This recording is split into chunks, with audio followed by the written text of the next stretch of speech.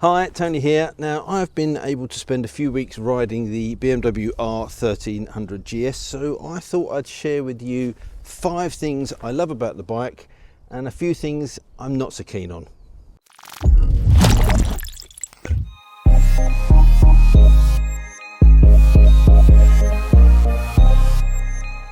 Now, the bike that you see here is the automatic shift assistant or ASA version, and I did a separate video looking purely at that system and my first impressions of it, and I'll leave a link in the top corner for you to go away and have a look at it if you haven't already seen it.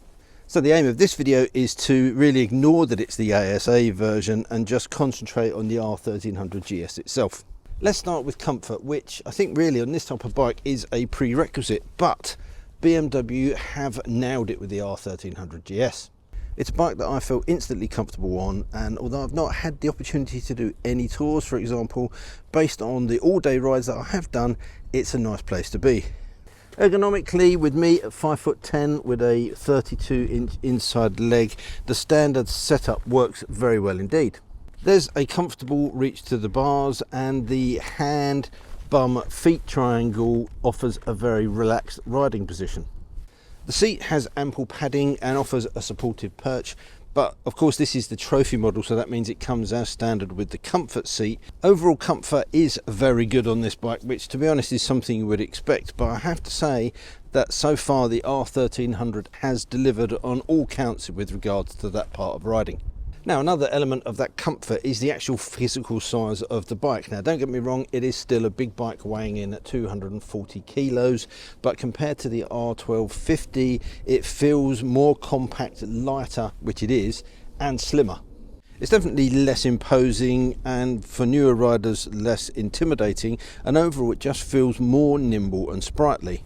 I won't get into the styling because that is a very subjective topic. All I will say is that I actually prefer the look of this to the previous R1250 and R1200. Not that that matters a jot. This particular bike is fitted with the adaptive vehicle height control, which I think is a brilliant system. This means that electronic suspension is adjustable both manually and automatically, and in use it makes the bike more accessible and easier to manoeuvre. The standard seat height is 850mm, but with the AVHC this drops down to 820mm when the bike is stationary or crawling along at slow speed. As you speed up, it jacks that suspension up to get to the standard ride height, and then it drops it back down again as you come to a standstill. Of course, this is great for shorter riders or riders shorter in the leg, but even if you're not and you can touch the ground relatively comfortably, having it drop that little bit just gives you that extra bit of stability, and in practice you don't even feel it happening. It's a very, very clever and a very useful system.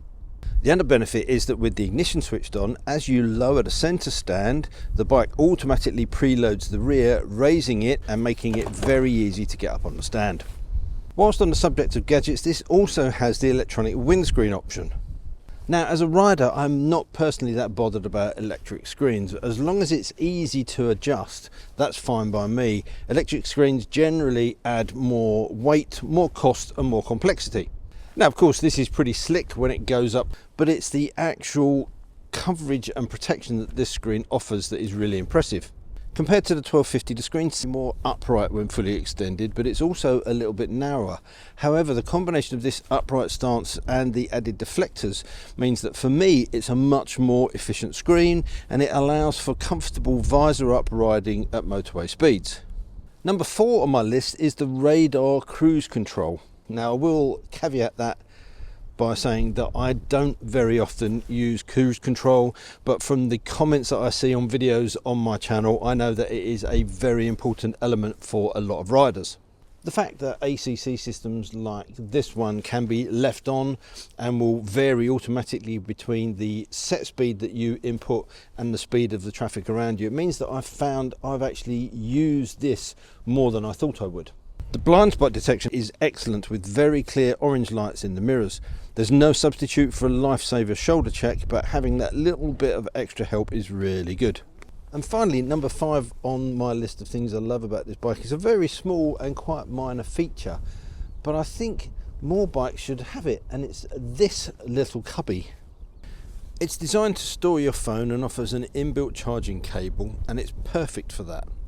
but it's also useful for keeping those little things at hand that you might need on your journey. I store things like my earplugs in there when I get to my destination or I'm stopping off en route. It's handy to put your wallet in so that you've got that easily accessible for fuel stops, and even things when you're traveling like toll tickets. So you take the ticket out of the machine. If you haven't got somewhere to put it, if you're not running with a tank bag, pop this open, put your ticket in there, and then you can grab it nice and easily when you get to the next toll booth. I do think Honda would do well to pay attention to this, seeing as they utilise Apple CarPlay and Android Auto on a lot of their bikes. I think this would go down an absolute storm on the Africa Twin, because you can connect your phone up to the CarPlay system, but you've still got somewhere safe and dry and protected to store the phone. Really, really handy. So that's 5 things that I love about this bike, but I did promise to balance that out by taking a look at a couple of other things that I'm not that keen on. Firstly, I'm still not that comfortable with the menu system for the settings and controls. I'm sure it becomes second nature after a while, but often there seems to be just one too many screens to go through. Like most men, I don't read instruction manuals, so that's probably the problem. But it took me a couple of rides to get used to, say, for example, the heated grip. So to be able to press and hold that button, get the menu up, make the selection on whether it's the grips, what level I need, or the seat. And occasionally when I thought I'd switch them off, I still had them on. It's just not that intuitive. It's not a showstopper by any means, but it is something that I don't really like. It is a truly superb engine with a lovely power delivery and lots of flexibility. It's just a shame that it's quite mechanically noisy. I understand that's just the way it is, but when you come from another bike, it is noticeable. I first rode the R1300GS on a trip to Spain with the guys at Rev Travel, and I actually pulled over after initially setting off to make sure everything was okay. I'm accustomed to it now, but still. Speaking of that trip, that is the time that I also found out that this bike has a weak spot. Whilst manoeuvring in a hotel car park, I clipped a plant pot at walking pace. The pot clipped at the plastic trim that runs around the cylinder head, breaking it. That sharp, broken piece of plastic managed to push in and sever the wires that run behind it and completely killed the bike. Now, of course, that was a completely freak accident. The lip of the plant pot was exactly the same size as this, and it was exactly the same height. But having said that, this is meant to be a robust adventure bike. So if they're going to run important cables around the outside of these cylinder heads, you would think this should be at least made of aluminium. Obviously crash bars will protect that, but as you can see, these bikes don't come with those as standard. Something to be aware of. There are many videos on the R1300GS on YouTube, and quite rightly so. It is a bike that gets a lot of attention and it needs some scrutiny. Hopefully by highlighting a number of positives and also looking at a few of the negatives, I've been able to add to the rounded picture of this bike that has emerged from all of that content. I will admit that it is the first BMW GS that I've thought, you know what, I could own one of these. It's a very good bike, but as this bike sits here at over £23,400, it bloody should be.